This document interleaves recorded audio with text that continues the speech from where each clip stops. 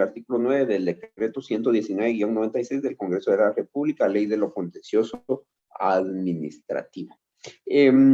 Los viceministerios de Estado, estos son creados por la excesiva competencia, o sea, la excesiva carga de trabajo con la cual cuentan los ministros de Estado. Por lo tanto, ellos no ejercen competencia, únicamente su función es de apoyar al ministro a nivel interno dentro del órgano, y su labor es de ayuda a los ministerios en su competencia, o sea, en la excesiva carga de trabajo. La regulación de los ministerios podemos establecerlo en la Constitución Política de la República, artículo 200, 201. De los viceministerios lo encontramos en el 200. La regulación legal también nos establece que es un órgano unipersonal, sin competencia y únicamente de apoyo a los ministros de Estado. También podemos establecer lo que en el decreto 22.114/97 del Congreso de la República, y lo encontramos regulado. Las funciones en cuanto a la forma de impugnarlo no existe porque ellos no ejercen competencia. La responsabilidad es interna ante su superior jerárquico, el cual serían los ministros. La forma de creación de los viceministerios de Estado, esta se va a llevar a cabo a través de un acuerdo gubernativo y debe ser publicado en el diario oficial para que este sea legítimo. La creación de los viceministerios pues se va a dar en Consejo de Ministros. El Consejo de Ministros está conformado por el presidente, vicepresidente y los 14 ministerios para crear los viceministerios que se necesiten para el funcionamiento de cada uno de los ministerios. Ya ustedes en su trabajo van a poder realizarlo, en el cual van a establecer los ministerios, con cuántos viceministerios cuenta ese ministerio, las direcciones, si cuenta con una dirección general, una dirección financiera, una dirección técnica administrativa. Bueno, ahí está establecido en la investigación que ustedes van a hacer el organigrama organizativo de cada ministerio. ¿Cómo se impugnan sus actos? No existe recurso para impugnarlo porque no emiten resoluciones que afecten a los particulares. Las direcciones generales, los directores generales son entidades centralizadas, unipersonales, técnicas administrativas, quienes actúan por mandato y designación de los ministros, quienes los designan, y por coordinación de los viceministros, que ejercen el control interno. Se trata de órganos eminentemente técnicos administrativos, centralizados, subordinados del ministro de Estado. Bueno, esta es la forma de establecerse las funciones de los ministerios de Estado, de las direcciones generales. Su función específicamente va a ser de carácter asesor, de dirección técnica, administrativa, presupuestaria, y cada una de conformidad para el puesto al que haya sido nombrado.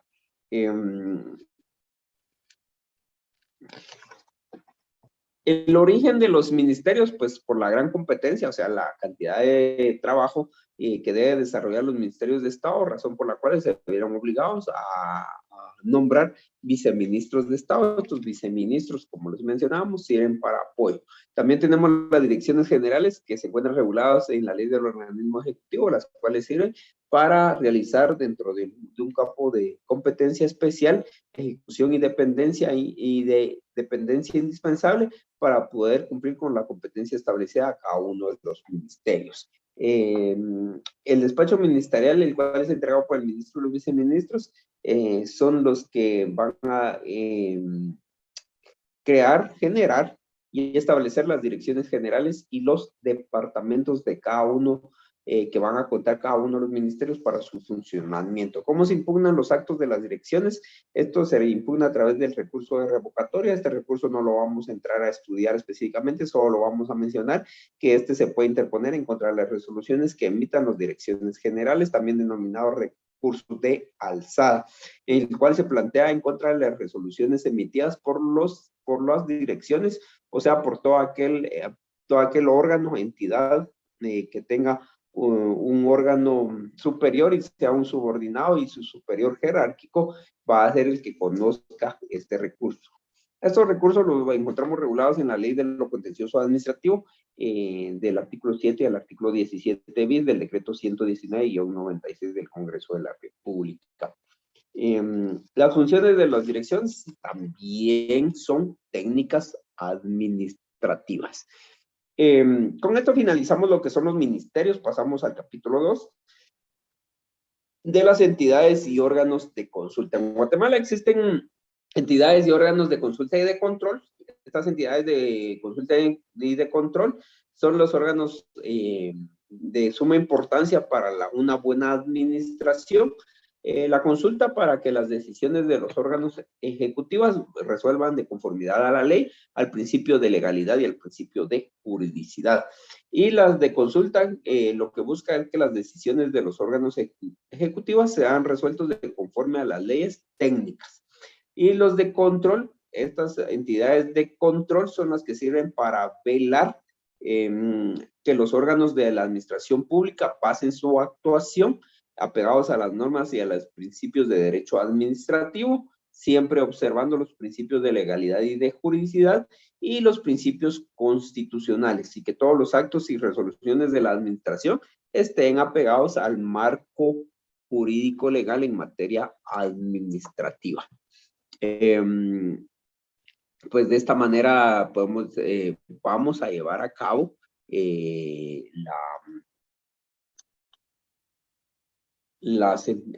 o vamos a estudiar a las entidades y órganos de consulta, las que son encargadas de aconsejar, asesorar u opinar sobre el procedimiento, resoluciones y actos que la administración ejecutiva deba emitir. La asesoría debe darse ante los órganos ejecutivos que dicten y notifiquen o realicen o a bien tengan que emitir resoluciones ante o para la generalidad, o sea, los administrados.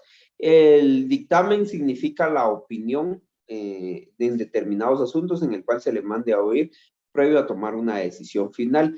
El que emite el dictamen debe ser un profesional, el cual va a dar profesionalmente su dictamen sobre un acto que se le someta a su consideración de manera técnica o de manera jurídica, de conformidad con la materia que se esté consultando. Esto va a constituir una respuesta técnica jurídica a la consulta que mande a realizar el interesado. El origen de estos dictámenes nace por las resoluciones y actos que la administración pública debe de realizar, sometiendo a principios y normas legales y ajustarse a las normas técnicas, y por lo cual las entidades deben de solicitar esta consulta.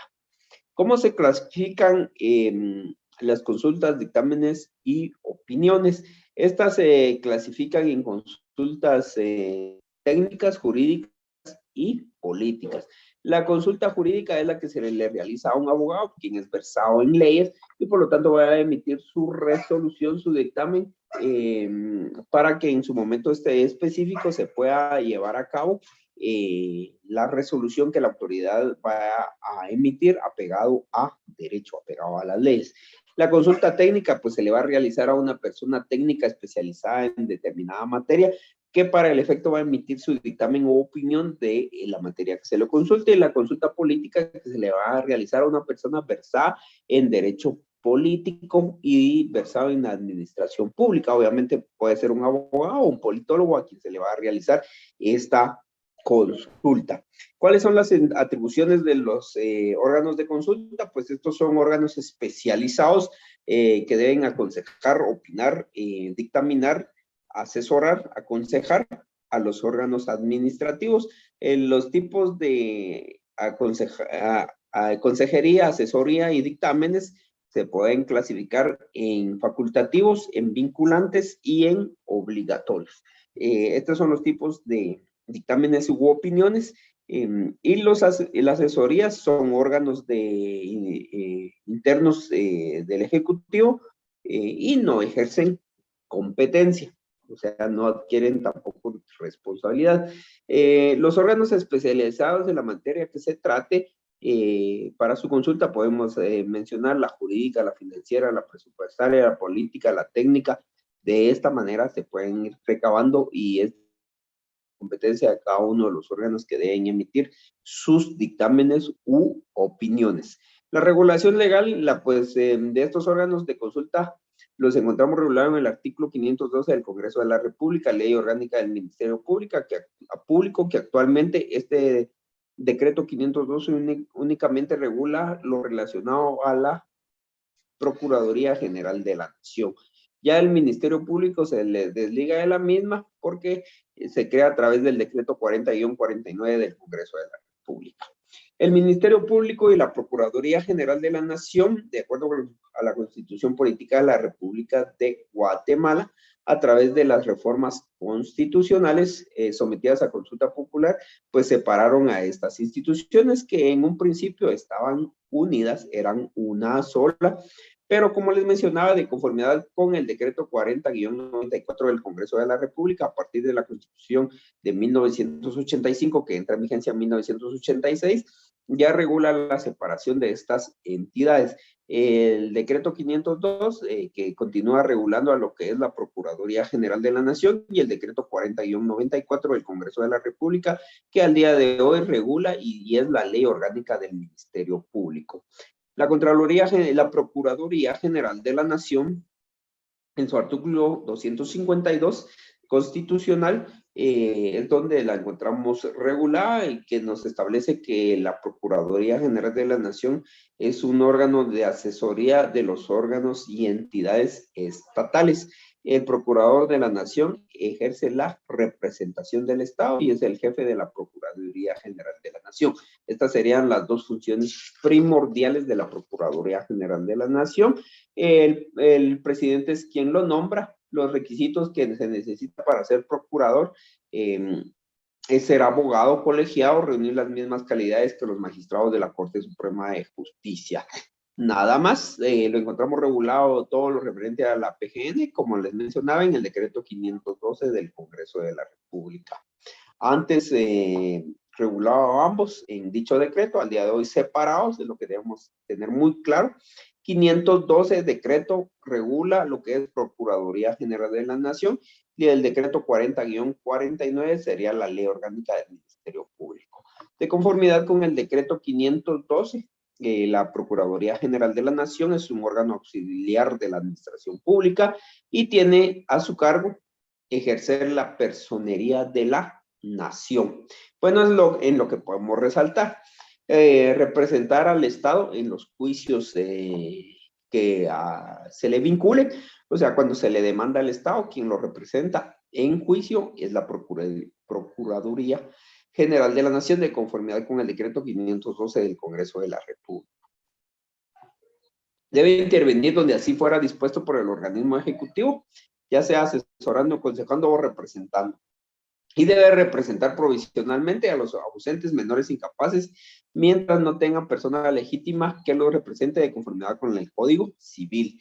Deben asesorar jurídicamente a la administración pública en todo lo que se le consulte y deben intervenir en todos los demás negocios que las leyes les determinen. Esto de conformidad con el artículo 1 y 9 de la ley del decreto 512 del Congreso de la República. También encontramos esta separación en el artículo 251 y 252 de la Constitución Política de la República, donde por una parte nos regula a la Procuraduría General de la Nación y por otra parte al Ministerio Público. Actualmente, de conformidad con el artículo 512, en la Procuraduría General de la Nación contamos con dos secciones. Una tenemos la sección de Procuraduría y la otra sería la sección de Consultoría. La sección de Procuraduría, de conformidad con el artículo 12 del decreto 512 del Congreso de la República, encontramos que le corresponde a la Procuraduría General de la Nación investigar de oficio cualquier negocio en cual esté interesado el Estado. Debe recibir denuncias sobre tales negocios e investigar para los efectos del inciso anterior, o sea, en todo lo que tenga interés la nación, y debe de rendir un informe de los asuntos en que esté interviniendo cuando así lo solicite el organismo ejecutivo. Esto de conformidad con el artículo 14 del decreto 512 del Congreso de la República. También existe una sección de consultoría. Esta sección de consultoría es la encargada de asesorar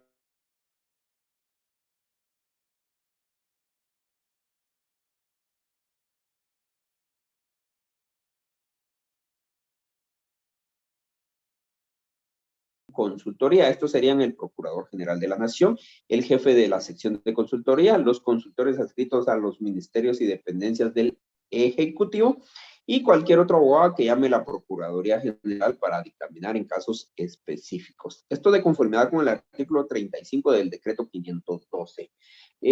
También son considerados como funcionarios de la Procuraduría General si son auxiliares de la misma, de esta institución. Van a devengar salarios que les sean asignados en el Ministerio de Oficina donde trabajen y los cuales continuarán fungiendo como tales, siempre y cuando sean contratados por PGN, de conformidad al artículo 37. La Procuraduría General de la Nación, el Procurador General de la Nación tiene la obligación de revisar los dictámenes que emitan sus demás subordinados, esto con el fin de llevar a cabo dictámenes y una uniformidad en los dictámenes que se estén emitiendo. Esto es lo que más podemos resaltar de Procuraduría General de la Nación, de lo que podemos establecer, de lo que podemos determinar y de las competencias y funciones en las cuales debe cumplir y el decreto que lo rige, que es en todo caso el 512. Pasamos a lo que es el Ministerio Público, el cual es una institución creada por la Constitución Política de la República, vigente al día de hoy, el cual es la crea en 1985 y entró en vigencia en enero de 1986. Esto lo encontramos regulado en el artículo 251 de nuestra Constitución. ¿Cómo se integra el Ministerio Público? Pues está integrado por un fiscal general, un consejo del Ministerio Público, los fiscales de distrito y fiscales de sección, los agentes fiscales y los auxiliares fiscales. El fiscal general es el jefe del Ministerio Público, a quien le corresponde la acción penal pública y es la encargada de la investigación y el ejercicio de la persecución penal, encargada de la investigación y ejercicio de la persecución penal. Esto para que ustedes en un privado no me digan que el fiscal general es el que emite la orden de aprehensión o el Ministerio Público, ¿verdad? Debemos por lo menos tener esta noción y bien clara. ¿Qué requisitos que debe reunir el fiscal general? Pues este debe ser un abogado colegiado, tener la misma calidad de magistrado de Corte Suprema de Justicia, guatemalteco de origen, de reconocida honorabilidad, estar en el goce de sus derechos ciudadanos, abogado colegiado mayor de 40 años y haber desempeñado por magistrado de Corte de Apelaciones un periodo completo o tener 10 años de ejercicio. Nombramiento, remoción y duración del cargo en fiscal general. El presidente de la República va a recibir una nómina de 6 candidatos propuestos por una comisión de postulación. El fiscal va a durar 4 años en el puesto. La comisión de postulación, ¿cómo va a estar integrada? Por la presidenta de la Corte de Suprema de Justicia, quien va a presidir esta comisión, los decanos de las facultades de Derecho de las universidades del país, el presidente del Colegio de Abogados, que elegimos los abogados, y el presidente del Tribunal de Honor del Colegio de Abogados, que también elegimos los abogados. Ellos son los que conforman esta comisión de postulación que recibe la papelería, que posteriormente de todos los aspirantes saca una nómina de 6 candidatos que le envía al presidente de la República para que él de esta nómina de 6 candidatos elija a una persona quien va a fungir como fiscal general del Ministerio Público. ¿Cuáles son las funciones del fiscal general? Dentro de las que podemos resaltar, estaría que ser el jefe del Ministerio Público, ejercer la acción penal pública dentro del ministerio,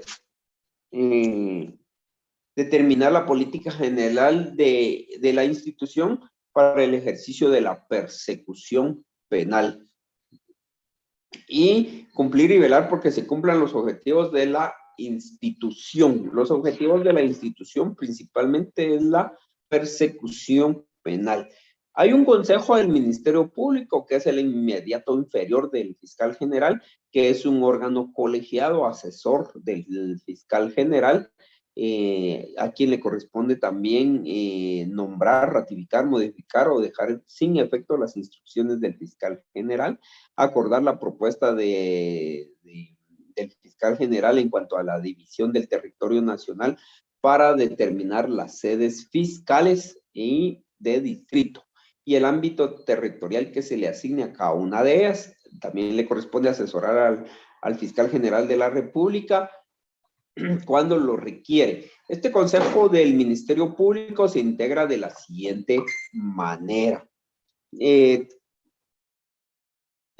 Lo preside el fiscal general y 3 fiscales de sección que son electos por la Asamblea de Fiscales y 13 miembros electos por el organismo legislativo. Existen también fiscales de distrito y fiscales de sección.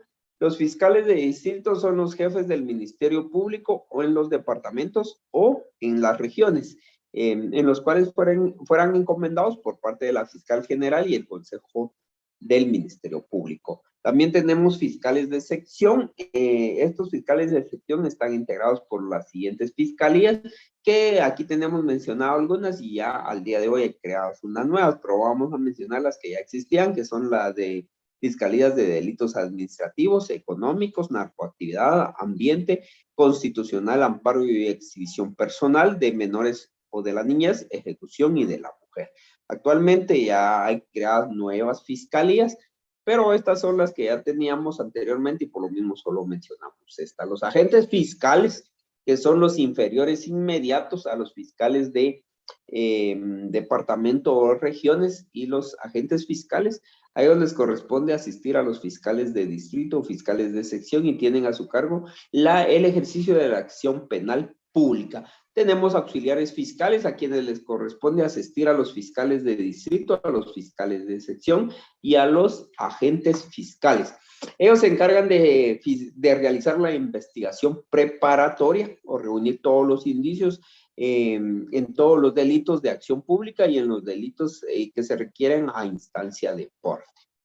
Cuando hablamos, bueno, con esto finalizamos lo que es el Ministerio Público, tomando en cuenta lo más sobresaliente. Aquí estamos en entidades de consulta y entidades de control, estudiándolos para el efecto. Pues en este caso, esta entidad que estamos recién terminando de estudiar, que es el Ministerio Público, pues como ya lo mencionábamos, su mayor función es la persecución y el delito y el ejercicio de la acción penal a través de la persecución del delito, la investigación de los delitos, tal y como está conformada al día de hoy. Ustedes han podido ver a través de los medios actualmente se está eligiendo a la nómina que no se conformaba hasta la semana pasada, no se lograba llegar a la conformación de los 6, la nómina de 6 personas para que mandárselo al presidente de la República para su nombramiento, que al final de cuentas creo que sí no se ha conformado, porque se logró conformar, pero la actual fiscal general que conformó el último personaje para la nómina de 6 renunció, según se sabe, ¿verdad? Bueno, pasamos a lo que son las asesorías técnicas y jurídicas. Ya lo mencionaba anteriormente. Cuando hablamos de asesorías técnicas y jurídicas, las técnicas van a ser las encargadas de emitir una opinión relativa a las distintas disciplinas de la ciencia y de la técnica. O sea, lo va a emitir una persona versada en dicha materia. Por ejemplo, si queremos una opinión sobre agricultura, pues lo va a emitir un ingeniero agrónomo. Por ejemplo, ¿verdad? Si queremos una persona versada en diseño, un arquitecto, y así sucesivamente, estas van a ser las asesorías que se van a emitir y las asesorías jurídicas que por amplio conocimiento nuestro, pues lo va a emitir un funcionario versado en leyes, que en todo caso sería un abogado y un notario quien va a opinar, aconsejar, asesorar respecto a leyes, aplicación de las leyes, reglamentos dentro de los expedientes administrativos. Y pasamos a lo que es el Instituto de Fomento Municipal, denominado INFOM, que es otro ente de control, consulta, asesoría, y este está regulado en el decreto 1132 del Congreso de la República, denominada Ley Orgánica del Instituto de Fomento Municipal. Es un órgano técnico con función específica de asesoría técnica financiera de todas las municipalidades del país. Las municipalidades del país al día de hoy son 340 municipios, entonces contamos con 340 municipalidades. Lo que busca este instituto es promover el progreso de los municipios, dando asistencia técnica financiera a las municipalidades en los programas básicos de obras y servicios públicos y en la explotación relacionados con bienes de las empresas municipales. Busca la organización de la hacienda y administración municipal y en general el desarrollo de la economía de los municipios. Lo que busca este instituto es buscar la asistencia técnica, financiera y administrativa en favor de las municipalidades. Esta es la función que podemos resaltar dentro de este instituto para ya pasar a los órganos de control político y jurídico. Dentro de los órganos políticos y jurídicos tenemos a una entidad denominada Contraloría General de la Nación. Este órgano es un órgano de control político y jurídico específicamente porque lo que busca es todo lo relacionado a realizar una auditoría de los ingresos y egresos del Estado. Por lo tanto, es una institución técnica descentralizada con funciones de fiscalización, que es lo más importante que podemos resaltar de esta institución, que fiscaliza los ingresos y egresos, y en general de todo interés hacendado de los organismos del Estado, de los contratistas de obras públicas y de cualquier persona que por delegación del Estado invierta o administre fondos públicos. Esto quiere decir que toda persona, aunque reciba un centavo del erario público, va a ser objeto de fiscalización por parte de Contraloría General de Cuentas. Por lo mismo, esta organización no gubernamental denominada Teletón, en un momento ellos se resistían a la fiscalización del Estado, pero ellos recibieron fondos del Estado a través del Ministerio de Salud para prestar algunos servicios de rehabilitación en algunos pacientes y por lo tanto son, como lo establece el artículo 232 de la Constitución Política de la República, toda institución pública o privada que reciba fondos del Estado va a ser objeto de fiscalización. Así lo establece la Constitución y el artículo 154 de la Constitución también nos establece que ninguna persona es superior a la ley y si la Constitución establece que toda persona que reciba fondos del Estado debe ser fiscalizada por Contraloría General de Cuentas, pues debe de ser fiscalizada.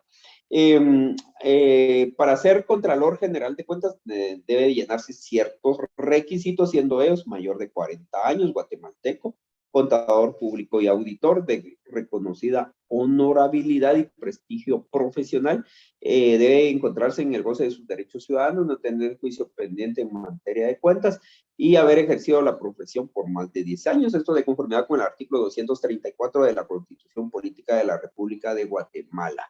La elección del jefe de la Contraloría General de Cuentas es facultad del Congreso de la República, quien debe de elegirlo por mayoría de votos de los diputados que conforman el Congreso de la República. De una comisión de postulación, ¿cómo se integra esta comisión de postulación? Un representante de los rectores de las universidades del país, los decanos de las facultades de la carrera de auditoría, un representante por la Asamblea General del Colegio de Economistas, Contadores Públicos y Auditores y Administradores de Empresas. ¿Dónde encontramos este fundamento? El 233 constitucional. El decreto 31-2002 del Congreso de la República es el que regula y es la ley orgánica de la Contraloría General de Cuentas, el cual nos establece que la Contraloría es una institución técnica descentralizada que goza de independencia funcional, técnica y administrativa, con competencia en todo el territorio de la República, con capacidad para establecer delegaciones en cualquier lugar de nuestra Guatemala. La Contraloría le corresponde la función de fiscalización, o sea, la función fiscalizadora, en forma externa de los activos y pasivos, derechos, ingresos y egresos, y en general de todo interés hacendario de los organismos del Estado, entidades autónomas y descentralizadas, y las municipalidades y sus empresas y demás instituciones que conforman el sector público no financiero. De toda persona, escuchen bien, persona se refiere a persona particular, entidad o institución que reciba fondos del Estado o que haga colectas públicas. Ni siquiera se necesita recibir dinero del Estado, solo con el hecho de hacer una colecta pública ya se es objeto de fiscalización por parte de Contraloría General de Cuentas de la Nación. Los contratistas de obras públicas y cualquier persona nacional extranjera que por delegación del Estado recibe, invierta o administre fondos públicos, en lo que se refiere al manejo de estos, es objeto también de fiscalización.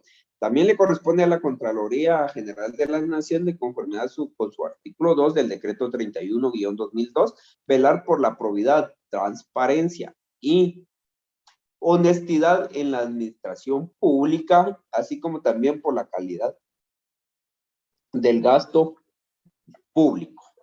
La Contraloría General de Cuentas, a través del Contralor Gubernamental y dentro de su competencia, tiene los objetivos siguientes. Lo que podemos resaltar dentro de estos objetivos es que debe de realizar la gestión pública institucional bajo los criterios de probidad, eficacia, eficiencia, transparencia, economía y equidad.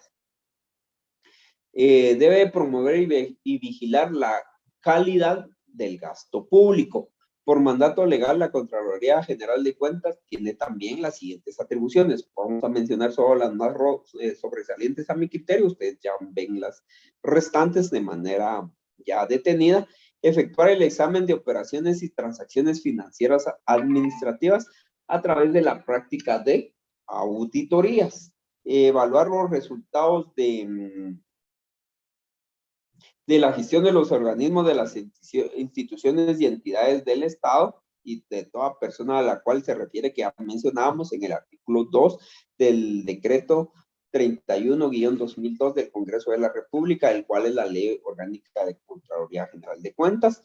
Y cuando detecte que se han cometido hechos constitutivos de delito, debe de interponer las denuncias correspondientes, debe de nombrar interventores con carácter temporal para realizar las auditorías del comportamiento de la estabilidad económica o financiera de las diferentes entidades del Estado.